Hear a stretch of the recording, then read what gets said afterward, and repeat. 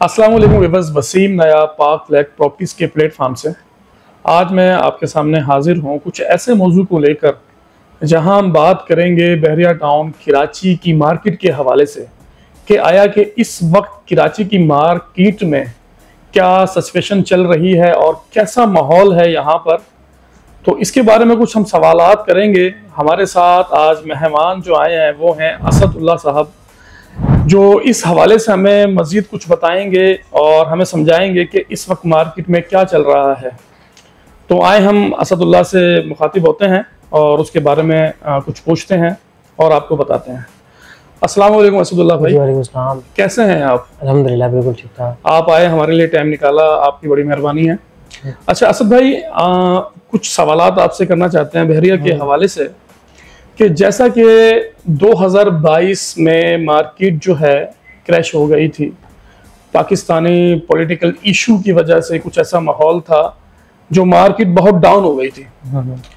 तो हम लोगों ने अपने क्लाइंट्स को बताया कि घबराएं नहीं, परेशान नहीं हो, इंशाल्लाह नए ईयर में, नए आने वाले साल में 2023 में मार्केट बहुत अच्छी हो जाएगी। तो 2023 भी गुजर गया और अब हम खड़े हुए हैं 2024 के एंड में, तो आप एंड भी गुजरने वाला है। तो इस हवाले से आप क्या कहते हैं हमें, आप जरा ये बताएं। वसीम भी देखें, आपने देखा था कि जो रियल एस्टेट की मार्केट है तो 2020-2021 जो है बहुत पीक का टाइम था ये, खासतौर पर बहरिया टाउन कराची की मार्केट में। जब सुप्रीम कोर्ट का इशू रिजॉल्व हुआ तो उसके बाद काफ़ी बेहतर थी। फिर मुझे अब याद है कि 2021 का दिसंबर के अंदर हम लोग थे, तब से जो है ना मार्केट ने नीचे जाना स्टार्ट किया 21 में। अब वो क्या था, उस वक्त एक नॉर्मल मार्केट करेक्शन थी कि यानी कि आपको पता है कि पूरी दुनिया के अंदर एक साइकिल चलता है कि अगर रियल एस्टेट की मार्केट अगर एक ऊपर है तो उसने थोड़ा बहुत करेक्शन लेकर उसने नीचे भी आना है।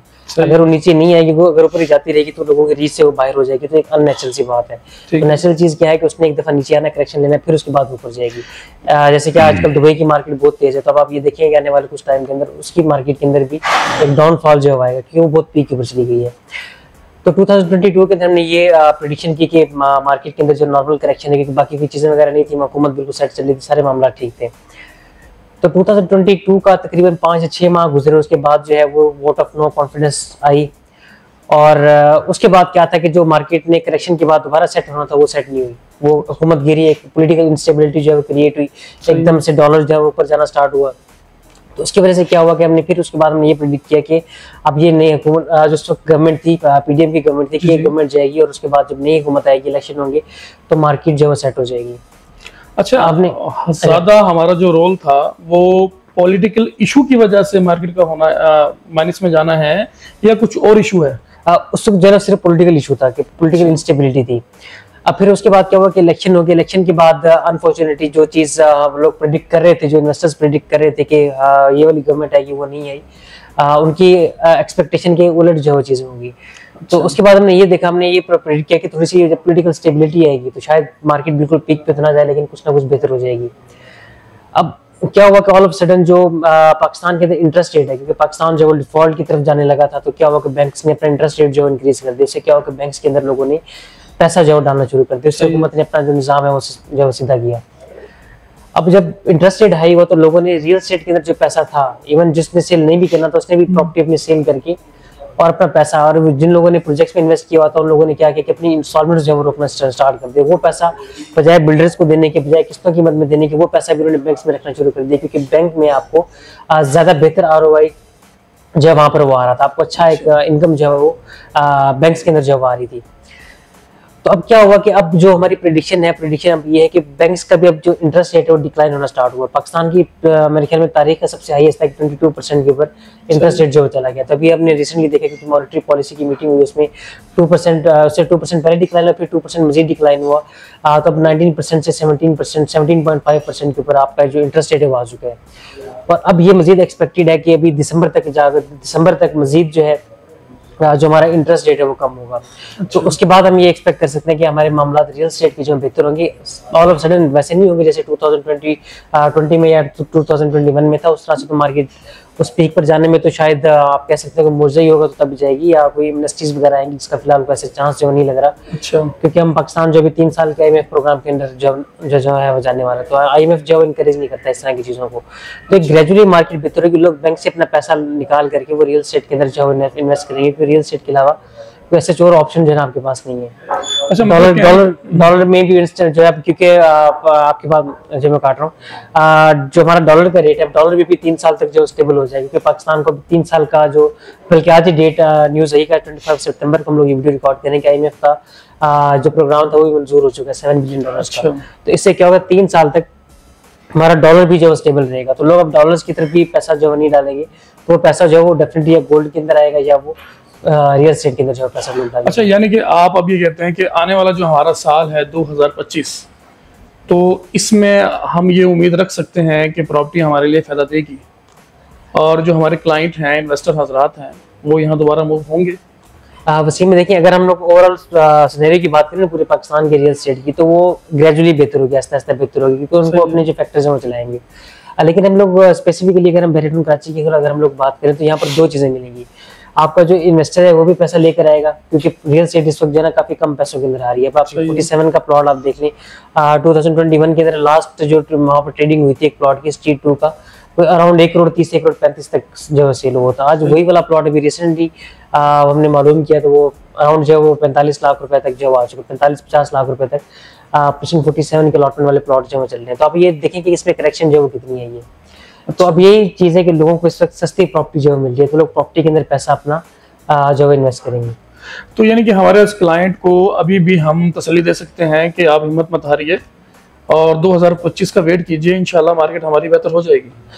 25 का मैं इसलिए आपको कह रहा हूँ कि हमारे जो 2 फैक्टर्स, एक तो ज़ाहिर आपका इन्वेस्टर भी पैसा लेकर आएगा, दूसरी बात है कि आपको जो एंड यूजर है वो भी मूव इन करेगा, वो भी परचेजिंग आपकी करेगा। सही है। क्योंकि जो हमारे जो मेन फैक्टर है मलिर एक्सप्रेसवे, वो आपका 2025 तक जो कंप्लीट हो जाएगा। सही है। 2025 के मिड में या थोड़ा सा आगे पीछे करके वो आपको पूरा जो मलिर एक्सप्रेसवे वो कंप्लीट हो जाएगा। और उसकी प्रोग्रेस जो है वो खैर पूरे कराची वालों को पता है, वो किसी को बताने की जरूरत नहीं है हमें। तो इन दोनों चीज़ों को, दोनों डॉट्स को अगर आप लोग कनेक्ट करें, तो हम ये एक्सपेक्ट कर सकते हैं कि आपकी जो रियल एस्टेट की मार्केट है तो 2025 में वो बेहतर हो जाएगी। अच्छा, कुछ लोग हमारे जो क्लाइंट हैं वो हमसे ये सवालात करते हैं कि यार बहरिया जो है ना यहाँ से अब खत्म हो गया है, यानी कि लोग मूव कर गए हैं वो इस वजह से, क्योंकि अब प्रॉपर्टी की मार्केट जो है खत्म हो गई है। क्या वो जो इशू था वो पॉलिटिकल को मिला के बता रहे हैं या ऐसा बता रहे हैं सिनेरियो कि यार नहीं बस बहरिया खत्म हो गया? देखिए, बहरिया खत्म करने वाली बात है ना, तो मैं हमेशा एक चीज़ कहता हूँ कि जिस तरह इस वक्त दुबई के अंदर दुबई की रियल एस्टेट मार्केट बहुत तेज चल रही है, सेल परचेज चल रही है, उसी तरह से हमारे बहरेटून कराची में जो ये दूसरा मिनी दुबई है, यहाँ पर सेल परचेज की मार्केट दूसरा से नहीं है, लेकिन जो रेंट की मार्केट है यहाँ पर वो दुबई वाले पैटर्न के ऊपर ही चल रही है, उसी रेशियो के साथ। यानी कि रेंट के ऊपर आपको जो ऑप्शंस हैं वो बहुत कम मिलते हैं, स्पेशली आपको परसेंट 10 है, परसेंट 11 है, 11B के अंदर लोग जब 10B के जो भी गैराबाद विलास हैं बहरिया वाले, उसकी तरफ जो जाना शुरू हो चुके हैं। मतलब आप तो कहना है लोग जो लोग करेंगे खाली हो रहा है, तो उसको मैं आपको यहाँ पर कहता हूँ कि आप यहाँ का फिजिकली आप देखें, ग्राउंड आकर देखें, तो आपकी बहरे की पॉपुलेशन पिछले 3-4 माह के अंदर अच्छी खासी जो है वो इंक्रीज हुई। आपको रेंट्स के ऊपर लोग मूविंग ज्यादा उन्होंने जो किया है। आपके अपार्टमेंट्स हैं वहाँ पर आपको ऑप्शन मिल रहे हैं, बहरिया हाइट्स है वहाँ पर ऑप्शन जो आपको कम मिल रहे हैं, लेकिन बहुत कम मिल रहे हैं। जैसे पहले होता था ना कि अगर आपको एक विला चाहिए 10 का, आपको एक गली के अंदर 2 से 3 विलास के ऑप्शंस आपको मिल जाते थे रेंट के ऊपर। अब वो सिनेरियो नहीं है, आपको हार्डली कोई ऑप्शन। मतलब आपका कहना ये है कि बहरिया में लोग एक्चुअल मूव हो रहे हैं और रिहाइश कर रहे हैं, और ऐसा सीन कोई नहीं है कि यहाँ से लोग मूव होकर चले गए? देखिए, मूव इन करके भी बहुत सारे लोग हैं, खासतौर पर पिछले 2-3 साल के अंदर। तो अच्छा, मैं आने वालों की रेशियो कम है, आने वालों की रेशियो जो एक बात मैं आपकी मजीद में ऐड करना चाहूंगा कि यहाँ से लोग मूव क्यों हुए हैं? देखिए, उसके पीछे बहुत सारी वजूहत हैं। एक वजूहत तो ये है कि लोगों ने 2021 की आप बात करें, उस वक्त चीज़ें काफ़ी कम थी, पेट्रोल कम था, चीज़ें इतनी महंगाई नहीं थी, इन्फ्लेशन रेट कम था, तो लोगों को अंदाजा नहीं था कि इन्फ्लेशन रेट जो इतना इंक्रीज हो जाएगा। तो जो हमारा जो मिडिल क्लास बंदा है जो उससे रीच से बहरिया टाउन जो बाहर जा रहा था। अब देखिए, बहरिया का लाइफ स्टाइल तो अपनी जगह के ऊपर है, लेकिन चीज़ है कि बहरिया टाउन के अंदर ज़ाहिर चीज़ें आपको थोड़ी सी महंगाई आपको मिलती है, इसमें कोई शक नहीं है। आपको चीज़ें अगर अच्छी मिलती हैं तो उस हिसाब से आपको मेंटेनेंस चीज़ें वगैरह भी आपको पे करनी पड़ेगी। बहुत सारे लोग उसको अफोर्ड नहीं कर पा रहे थे, बहुत सारे लोगों की अपने जो कारोबार है वो डिस्टर्ब हुए, लोगों का वो जो एक आप कह सकते हैं इनकम है वो उस तरह से नहीं रही। तो जो लोग अफोर्ड नहीं कर सकते थे वो लोग यहाँ से चले गए छोड़ के, या कुछ भी और वजूहत की वजह से। लेकिन जो अब आने वाले हैं जो अफोर्ड कर सकते हैं बहरिया को, अब तो खैर सोशल मीडिया का दौर है, हर बंदा पहले कैलकुलेट करके आता है कि बहरिया के अंदर इस वक्त जो है हमारा जो रहने का खर्चा वो कितना आएगा। अच्छा, दूसरा सवाल ये है आपसे कि हमारे जो क्लाइंट हैं वो अक्सर पूछते हैं कि यार इस माहौल के अंदर प्रॉपर्टी में इन्वेस्टमेंट करना चाहिए या नहीं करना चाहिए, उनके लिए क्या मैसेज देते हैं आप? देखिए, मैं आपको एक चीज आपको बताऊंगा कि आपको पहले ये चूज करना है कि आपको प्रॉपर्टी के कौन सी प्रॉपर्टी आपको परचेज करनी है। ठीक है। तो मैं हमेशा एक चीज करता हूँ कि वो प्रॉपर्टी परचेज करें जहाँ पर आपको पता है कि कल को यहाँ पर इन्वेस्टर भी आएगा और एंड यूजर भी यहाँ पर आएगा। सही है। अब मिसाल उसके क्या है कि जैसे अली ब्लॉक है आपका, अली ब्लॉक मतलब भरा हुआ है इस वक्त जो है ना, आपका बहुत कम आपको वहाँ पर प्लॉट्स जो शायद वो खाली देखने को मिले, अच्छा खासा जो वहाँ पर आबादी बन चुकी है। तो वहाँ पर क्या है कि कल को आपका जो आप प्रॉपर्टी परचेज करेंगे तो कल को उसको बेचना बहुत आसान होगा और आपको अच्छा रेट मिलेगा, क्योंकि वहाँ पर एंड यूजर ने भी आके रहना है। अच्छा, अली ब्लॉक मेन गेट से कितना दूर है अली ब्लॉक? अली ब्लॉक के अराउंड 7 से 8 किलोमीटर बन जाता है। अच्छा, यानी कि हार्डली, यानी कि बस 5 मिनट की ड्राइव बनती है। ऑलमोस्ट इतनी जो है वो 5 मिनट की ज्यादा बनेगी, तो अराउंड 7-8-10 मिनट तक आप क्या कह सकते हैं कि ड्राइव। अच्छा, तीसरा आपसे ये सवाल है हमारा, वो ये है कि अगर हम इन्वेस्टमेंट करते हैं तो रेसिडेंशियल में करना चाहिए इस वक्त या कमर्शियल में करना चाहिए इस वक्त? रेजिडेंशियल के अंदर जो आपको बिग प्रॉपर्टी मिल रही है, स्पेशली जो है बहरिया के अपार्टमेंट्स हैं, बहरिया हाइट्स, मतलब मुझे बहुत वो लोग बहुत हाईली मैं रिकमेंड करता हूँ। बहरिया हाइट्स में बहुत सारी वजूहत हैं, और आपके 10A के विलाज हैं, प्राइवेट विलाज इसमें बहुत अच्छे मिले, स्पेशली 250 का अगर आपको अच्छा घर चाहिए, अगर आपने अच्छी लग्जरी लिविंग अगर आपने एंजॉय करनी है अच्छे घर के साथ, तो आपको 250 के अच्छे ऑप्शन जो आपको 6%, 8%, 1 के अंदर आपको मिल जाएंगे। इन प्रॉपर्टीज की तरफ जो बनी बनाई है इनकी तरफ आपको जो बचाना चाहिए। अगर आप प्लॉट की तरफ जा रहे हैं तो उसमें ये देखें कि वहाँ पर क्या क्या एमिनिटीज जो हम आ चुके हैं, इन सारी चीज़ों को कंसिडर करते हुए अगर आप इन्वेस्ट करेंगे तो आप फायदे में रहेंगे। अगर आपका डिसीजन जो है वो इल इन्फॉर्म्ड होगा, आप किसी दूर दराज में आप चले जाएंगे जो गेट से भी दूर है, वहाँ पर आसपास कोई बंदा ना बंदे के साथ, तो वहाँ कोई फायदा नहीं, आप वहाँ इन्वेस्ट करके आप नुकसान में जाएंगे आप। अच्छा, तो असद भाई इंशाल्लाह हम आपसे नेक्स्ट वीडियो में कुछ और सवालात करेंगे बहरिया के हवाले से। तो अपने जो हमारे क्लाइंट हजरात हैं और जो व्यूअर्स हमारे हमें देख रहे हैं उनको भी हम मजीद बहरिया के हवाले से अपडेट देते रहेंगे।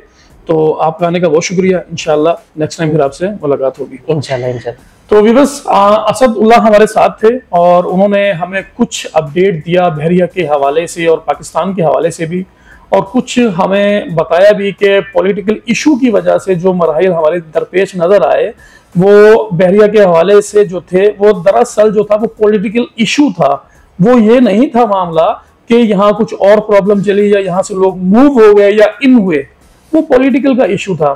तो इसी हवाले से मजीद हमसे कुछ जानने के लिए हमारे नंबर स्क्रीन पे चल रहे हैं। हम इंशाल्लाह नेक्स्ट वीडियो में आपको मजीद बहरे के बारे में अपडेट देंगे। अब तक के लिए अल्लाह हाफिज।